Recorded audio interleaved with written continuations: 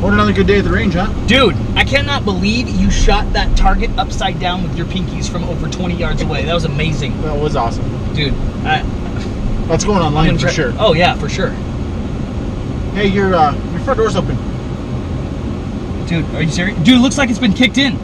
Hey, dude, call 911. Let them know that my 13-year-old daughter's here and I'm not waiting for him. Got it. Let's enlighten you with a story about a young fella from a small town. In his age, most things are boring. It takes me 6 minutes to show you around. I didn't say it to make you kiss me. I didn't say it 'cause I want your pity. I wanna fight, I wanna drink, I wanna live. When I get older, I'll lock up things. There are some things that you shouldn't know. There are some things that should be untold. There are some things that you shouldn't know. There are some things that should be untold. Should be untold. Should be untold. When I was younger, I was trusting and able to make friends with you when I shouldn't have. That's the kind of things I need to get over. Being so dumb can put you in the ground. If you choose me, then you'll see it's over. And if you kiss me, you can say goodbye. And even though we aren't exactly like mirrors, you love this boy from a small town. I didn't say it to make you kiss me. I didn't say it 'cause I want your pity. I wanna fight, I wanna drink, I wanna live. When I get older, I'll lock up things. There are some things that you shouldn't know. There are some things that should be untold. There are some things that you shouldn't know. There are some things that should be untold.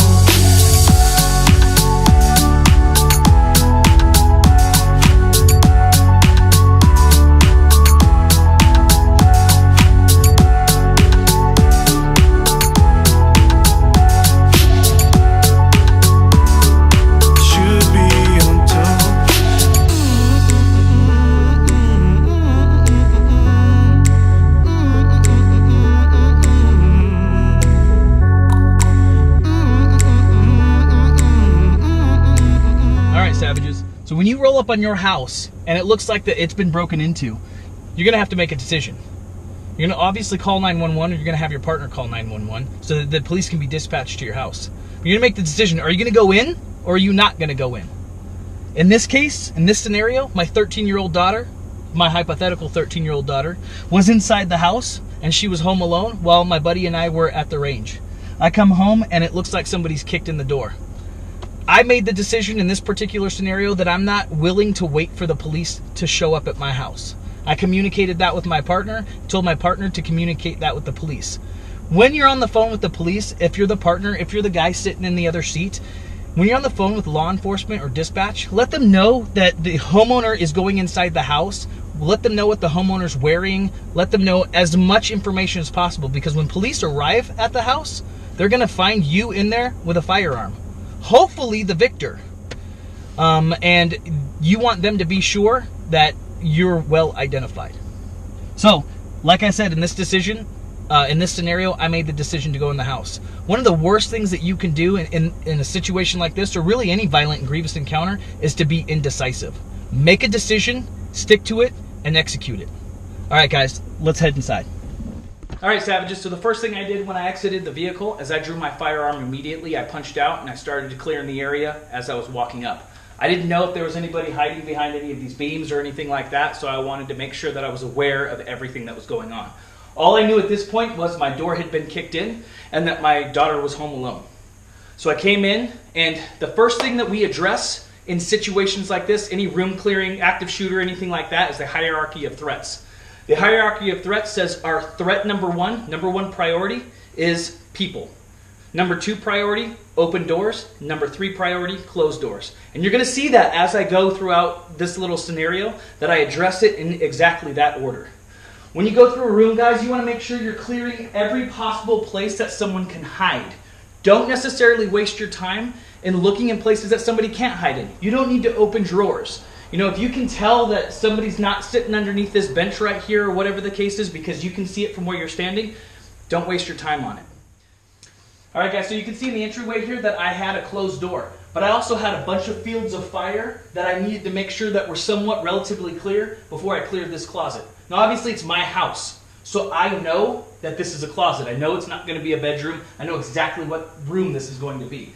So the first thing I wanted to do is just take a quick peek and clear this field of fire and make sure someone wasn't standing right there to shoot me. Okay? I opened up this closet door, and lo and behold, at the time, the light was turned off. The light was turned off and some of these clothes were in the way. So at this point, I don't know if you guys can see, I can't see to the back of that closet. Now I go out on different operations in the morning with my team, and it surprises me to see how many law enforcement officers in a situation like this, or in a situation where they go into a bedroom and it's really dark, well, they'll access their flashlight, turn their flashlight on, and they won't even think to reach their hand in here and turn on the light. I've seen officers clear entire houses without turning on one light in the house for no good reason other than they didn't think about it. So that's a training point that I wanted to bring up. Obviously, I had to move these clothes out of the way, and now I have a shot into the back of the closet and it's really dark. I accessed my flashlight, bent down, make sure that there was nothing in there, and I moved on. In this particular case, I'm not wasting time closing doors. I need to find my daughter as quickly as possible, or my loved one, or the perpetual bad guy, or prospective bad guy, if you will, as quickly as possible to ensure that my family is safe. So if you notice, when I got out of the truck, I didn't close the door. When I come into all these rooms and I clear rooms, I'm not necessarily closing that door. You can, I'm just not going to take the time to do it. All right, guys, so as we move past, I want to make sure I covered all the fields of fire coming from the stairwell, but I'm not clearing the stairwell yet. Anything that somebody could be hiding in or have a good field of fire in, I want to make sure I cover. I've already covered this whole area. Now, before I move into the rest of the part of the house where you guys are sitting at right now, I want to make sure that when I pass doors, and I'm not going to go out and clear the patio yet, I want to lock these doors or make sure that they're locked. Can somebody kick them in? Sure, but I'm going to be alerted to that. And I want to make sure that I can lock the doors and keep them from somebody easily accessing it as I move past. All right, Savages, so as I was entering in this area of the house, I know that I have a left area that I can't see and a right area that I can't see. At some point, you're just going to have to make the decision. Are you going to cut the pie this way, or are you going to cut the pie this way? Now, one of the reasons why I decided that I wanted to cut the pie this way is because I knew that there was going to be a hallway there and a room, and if that door is open, there's going to be an additional field of fire. But it's my house, and I know that. It just so happens in this particular scenario, as soon as I was going to cut the pie and look over, there was an assailant or a subject, a bad guy, so to speak, that was inside the house. Now, if somebody's going to break inside your house, one of the first things that they're going to go for are your electronics, your TV, your Wii, your whatever the case is. Okay?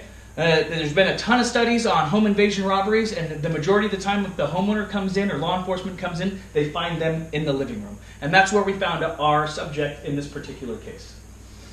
So, we came in, we dealt with the subject immediately, but as soon as we dealt with the subject and the subject went down, he went to grab a firearm, and the firearm was on him.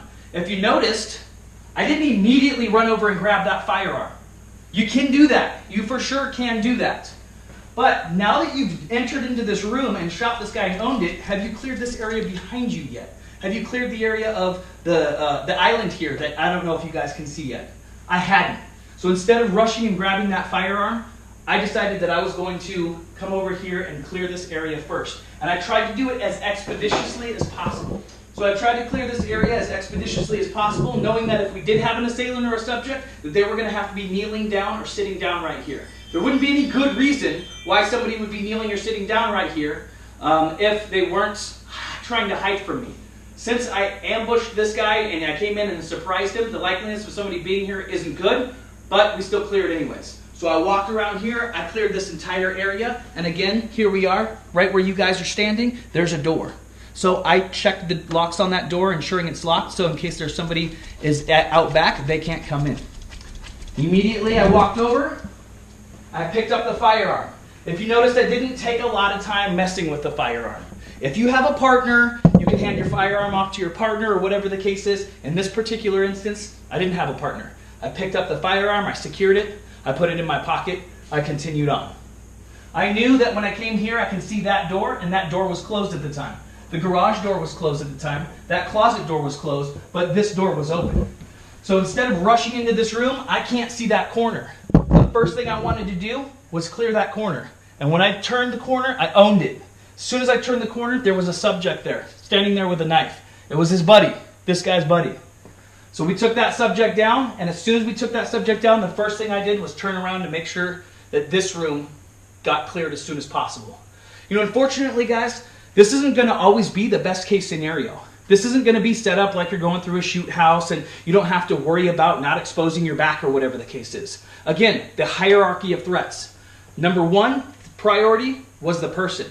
Second priority, I have these closed doors, an open door. I turned around and I addressed the open door. And then the third priority, once I cleared this room and came out, I addressed the first closed door. I went to the garage door. I addressed the second closed door. Now in the garage door, it's a fire-rated door, so I went ahead and locked that door as well, and I didn't bother clearing the garage.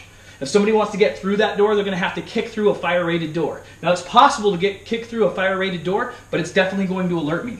I cleared the bathroom. As I came out, I picked up, I think before I left, I picked up the knife that the subject had, and as I came out, I noticed there was another knife sitting in his pocket, and I took that from the subject as well. When I came back through the house to go to clear the stairs, I made sure I did a quick clearing, because I don't know if somebody came in behind me from downstairs or another area. All right, guys, so when I came over to the stairs, I knew that there was kind of a lull in the action. We knew that there were 2 subjects down there. We don't know how many subjects there are up there. Before I go up there, I did a quick magazine exchange. Some people count their rounds and they know exactly how many rounds are left in their magazine, but when stress is that high, and especially when your family's involved, chances are you're not going to have the presence of mind to be able to count your rounds. I went ahead and did a magazine exchange. I took my other magazine and I tossed it right here in my pocket in case I needed it for later. Then we went to go to address the stairs. Hey guys, next week or next episode, we're going to talk about addressing a stairway and doing it by yourself. It's probably the least fun thing that you'll ever do. It's not fun doing it with 2 people or 4 people, and it's certainly less fun doing it with 1 person. But if you got your daughter or your family member upstairs and you're trying to get to them to ensure that they're safe, trust me when I tell you, you're going to do it. Follow us next week when we do it safely, consistently, and effectively.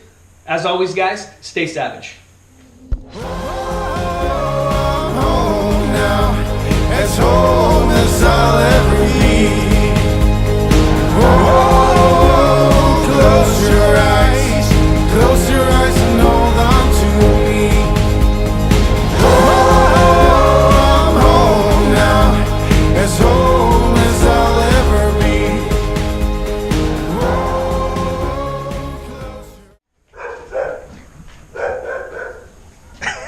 Dude, what are you doing? What? I'm just trying to be professional. But no.